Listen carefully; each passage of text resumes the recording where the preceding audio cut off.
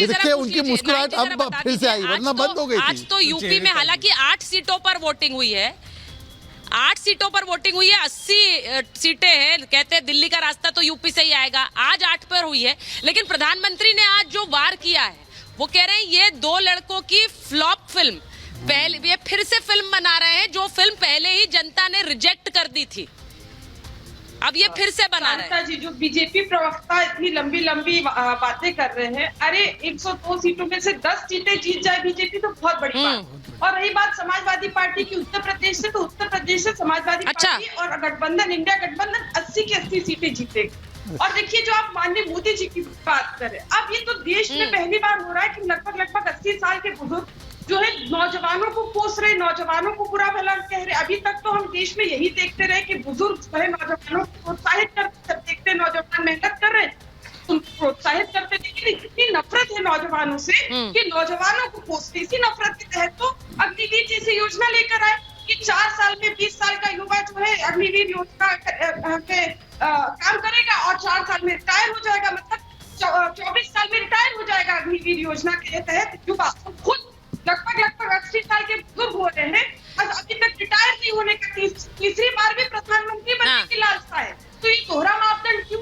अगर नौजवानों को आप 4 साल में रिटायर कर रहे हैं, यंग यूथ एज में रिटायर कर रहे हैं, जबकि नौजवान ही देश का भविष्य है, और खुद आप जो है 80 साल होने जा रहे हैं, अभी तक आप रिटायर नहीं होना चाह रहे, अभी आप तीसरी बार प्रधानमंत्री बनने की लालसा है। पर नाहिद जी, ये सही नहीं है कि 17 में भी 7 आए थे फिर कुछ नहीं हुआ, 17 में 7 आए थे कुछ नहीं हुआ था, फिर अलग हो गए, फिर 19 में भी अलग भी कुछ नहीं कर पाए, तो फिर 24 में फिर 7 आ गए। सुचारिता जी बोलिए ना, ये बार हम लोग की बात क्यों करती है? आप बीजेपी की बात करिए ना कि ये पहले जो है मोदी जी ओपी राजभर जी के साथ आए थे, उसके बाद ओपी राजभर जी ने छोड़ दिया था मोदी जी को, और फिर बीजेपी और मोदी जी और योगी जी को बहुत गंदी गालियां दी। जो कोई भी राजनीतिक व्यक्ति किसी भी राजनीति उनके साथ तो नीतीश जी भी आए थे, फिर छोड़ गए, फिर साथ आ गए, तो उनके खेमे में भी है ऐसा।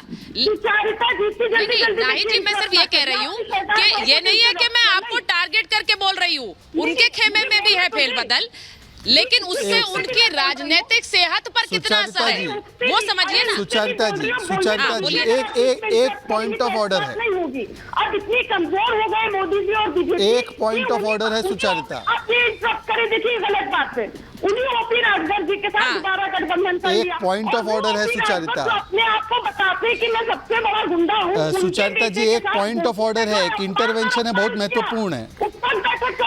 आ रही हूँ शहजाद जी, वो बात रख लें पहले, माफी मंगवाई, बैठक करवाई, इतना ठीक है, रोज ही हम सुनते हैं भाई। अच्छा बीजेपी के बड़े नेता ने, ठीक है शहजाद जी काउंटर कर रहे हैं आपको, वो कह रहे हैं काउंटर तो नहीं है यहाँ पर, और भी बुद्धिजीवी यहाँ पर अच्छा बता दीजिए शहजाद जी आप बात रखिए, क्योंकि मेरे पास बहुत सारे लोग हैं, मुझे उनसे बात करनी है, जनता का मूड तो यहीं से पता चलेगा। शहजाद जी बोलिए। देखिए अभी उन्होंने क्या कहा, आपने बोला आपको कितने मिलेगी, तो उन्होंने कहा इनको 10 भी नहीं मिलेगी। मतलब ईवीएम ठीक है ना, ईवीएम तो ठीक चल रहा है ना। ये यहाँ पर भी एक बुद्धिजीवी ईवीएम के खिलाफ जो बैठते ना बुद्धिजीवी, यहाँ पर भी दुष्यंत नागर बैठे ईवीएम के खिलाफ सुपारी लेकर, इनसे पूछ लीजिए, अभी तो इनके ही साथी ने कहा है कि 10 भी नहीं आने वाली। मतलब ईवीएम तो ठीक है ना, ईवीएम पर विश्वास जारी है। देखिए आज ईवीएम पर गालियाँ, किस प्रकार से डीएमसी ने बंगाल में हिंसा की है, ये फिर अमेठी का डिक्लेयर नहीं कर पा रहे हैं राहुल बाबा को, तो दुष्यंत से पूछे, नर्वस तो ये दिखाई दे रहे हैं, ये नर्वसनेस में पूरी तरह से डूबे हुए हैं। देखिए हिंसा कहाँ हुई है, कैराना में किसने हिंसा की है, अच्छा नर्वस नजर आ रहे हैं। मैं एक बार दुष्यंत जी आ रही हूँ आपके पास, एक बार मैं यहाँ जनता से पूछ लूं, भाई अमेठी को लेकर बार बार सवाल उठते हैं, बार बार सवाल होता है अखिलेश जी क्यों चुनाव नहीं लड़ रहे हैं, आपको लगता है ये सब आप लोग सोचते हैं इन चीजों के बारे में? नहीं, इस बारे में हम कुछ नहीं सोचते। नहीं सोचते हैं, क्या सोचते हैं फिर बताइए। बोलो यार, आओ। अच्छा आपका कोई मत नहीं है क्या, आप बताइए। देखिए बड़े नेता है वो चुनाव नहीं लड़ते हैं, बार बार बीजेपी ये पूछती है सवाल। देखिए मैं बता दूं आपको, अखिलेश जी, राहुल जी, इन इंडिया गठबंधन वालों के पास क्या कोई प्रधानमंत्री का चेहरा है? बिहार में तेजस्वी यादव की फोटो लगाते हैं, पश्चिम बंगाल में ममता बनर्जी की फोटो लगाते हैं, यूपी में अखिलेश जी को लाते हैं, दिल्ली में राहुल जी का पोस्टर लगाते हैं। इनके यहाँ पर गठबंधन के कार्यकर्ता पर खड़े हैं। नहीं, मैं बता रहा हूँ केजरीवाल जी तो जेल में है, उनका क्या पोस्टर लगेगा? उनकी तो अखबारों में बॉयकॉट अरविंद केजरीवाल गवर्नमेंट का चल रहा है मामला। दिल्ली में बताइए शराब घोटाले में कि मुख्यमंत्री इतनी लानत जरूरत की बात है केजरीवाल जी को तो आज ही इस्तीफा देना चाहिए। वहां की जनता की मांग है राष्ट्रपति शासन लागू हो दिल्ली में सबसे पहले तो। वहाँ की जनता की मांग मुरादाबाद वाले बता तो क्यों नहीं बताएंगे? तो हवा है मैडम, आप भी तो दिल्ली से आई हैं मुरादाबाद की हवा जानने, तो हमें भी पता लगता है दिल्ली में क्या चल रहा है। ठीक है, दिल्ली में क्या चल रहा है ये बता रहे हैं। मुझे ये पूछना है कि आज जब यूपी के लिए एक पार्टी के बारे में सोचते हैं, क्योंकि 80 सीटें यूपी से आती है, तो आप किसके बारे में सोचते हैं? भारतीय जनता पार्टी के बारे में। क्यों? भारतीय जनता पार्टी ने पिछले 10 सालों में अच्छा विकास करा है, अच्छा काम करा है और हर क्षेत्र में काम करा है। हमारी सेना को उन्होंने बहुत मजबूत करा है। और इसके अलावा जो भाई साहब कहते हैं महंगाई महंगाई महंगाई महंगाई, तो उन्होंने एक जुमला पकड़ लिया महंगाई का। अगर महंगाई अगर कुछ हुई है तो लोगों की प्रॉफिट भी पहले से, कमाइयाँ भी पहले से बहुत बढ़ जाएंगी। देखिए भाई, 102 सीटों पर टिक मार्क हो गया है, कौन आने वाला है? वो कह रहे हैं कि जुमले वाली बात सिर्फ फेंकते हैं, बीजेपी वाकई काम कर रही है। आप कहना? बीजेपी क्या काम कर रही है? बीजेपी बेरोजगारी देने में काम कर रही है। बीजेपी जो है देश को बर्बाद करने का काम कर रही है। बीजेपी दो बड़े समुदाय में दरार पैदा करने का काम कर रही है। सारे काम बीजेपी कर रही है। हम मान रहे हैं इस बात को, हम मानते हैं इस बात को बहुत अच्छे तरीके से। और जहां तक रहा सवाल, अभी जैसा कहा गया कि साहब प्रधानमंत्री का चेहरा कौन है, तो प्रधानमंत्री का चेहरा जो है वो डिसाइड हो जाएगा जिसकी जितनी सीटें होंगी उस हिसाब से। हमारे यहाँ तो संख्या बल के ऊपर सब चीजें डिसाइड होती हैं। इंडिया गठबंधन में डेमोक्रेसी है, वहां पर तानाशाही नहीं है। तानाशाही नहीं है कि एक चेहरा है कि साहब यही होगा, चाहे कोई भी कितनी सीटें। उसे तानाशाही कहते हैं या उसे लीडर कहना कहते हैं? वो तानाशाही है क्या? खत्म, समाजवादी ने मुस्लिम लीडरशिप खत्म कर दी। डॉक्टर साहब का वोट काट के जाहिर कर दिया कि हमें मुसलमानों का कुछ नहीं चाहिए। थोड़ी सी रुचि वीरा जी आई, थोड़े से हलीम चावल के देगचे बंटवाए। इससे पहले एक वहां से आए थे मेरठ से, कुरैशी साहब, उन्होंने बिरयानी बंटवाई थी। मुसलमानों ने मुंह तोड़ जवाब दिया था उस बिरयानी का। रुचि वीरा जी बिजनौर से आई है, हलीम चावल बांटे, मुसलमान वोट लेंगी और चली जाएंगी। बहुत बढ़िया भाई, समाजवादी का बेवकूफ समझ रही मुसलमानों को क्या?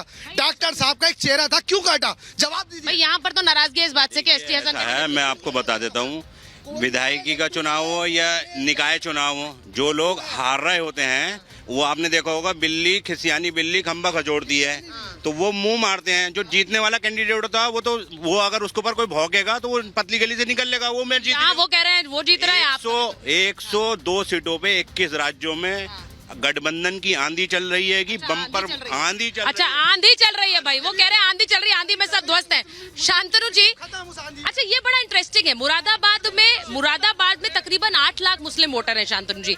और जिस तरह से मैं आ रही हूँ एक बार, जिस तरह से यहाँ पर कई मुसलमान वोटर्स भी ये बात बोल रहे हैं शांतनु जी कि ये हर वोटर अब अपने लिए अपना हित देखकर फैसले लेता है, तो पहले की धारणाएं ध्वस्त हो रही हैं। आपको लग रहा है कि इन सीटों में कई चौंकाने वाले परिणाम आ सकते हैं?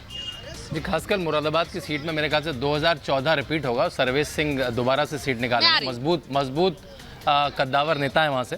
अभी बात हुई दो युवाओं की कि प्रधानमंत्री नरेंद्र मोदी युवाओं को कोस रहे थे। इन युवाओं के बारे में एक 52 साल का है, एक 52 साल का, एक 53 साल का है, पता नहीं कहाँ से युवा है। और दोनों की 17वीं लोकसभा में अटेंडेंस कितनी है पता है? राहुल गांधी की 45%, अखिलेश यादव 2.5 साल रहे, उनकी 33%। हमारे यहाँ स्कूल में फेल हो जाते थे 33% पे। ये तो इनकी अटेंडेंस है, तो इनको तो कोसा ही जाएगा। ये कहाँ के तो युवा बच्चे हैं। और बिल्कुल ठीक है, जो ब्लॉक की वोटिंग होती थी कि ये सीट इस ब्लॉक में जाएगी, इस धर्म को जाएगी, इस जाति को जाएगी, वो सब खत्म हो गई। लाभार्थी वोटर बैंक है, उसको 4 करोड़ घर मिले हैं, 10 करोड़ टॉयलेट मिले हैं, 10 करोड़ गैस के चूल्हे मिले हैं, इसलिए वोट पड़ रहा है। वो पुरानी कैलकुलेशन, पुरानी ग्रामर, पुरानी व्याकरण सूचना थी, चेंज हो चुकी है। अब वो टीवी स्टूडियो में जो होता था कि एंटी इनकम्बेंसी, अब प्रो इनकम्बेंसी पे वोट पड़ता है। काम अच्छा होता है, जीवन सुधरता है, इसलिए वोटर जाके वोट करता है। देखिए, इन 102 में से कम 65 से 70 सीटें मिलने जा रही है।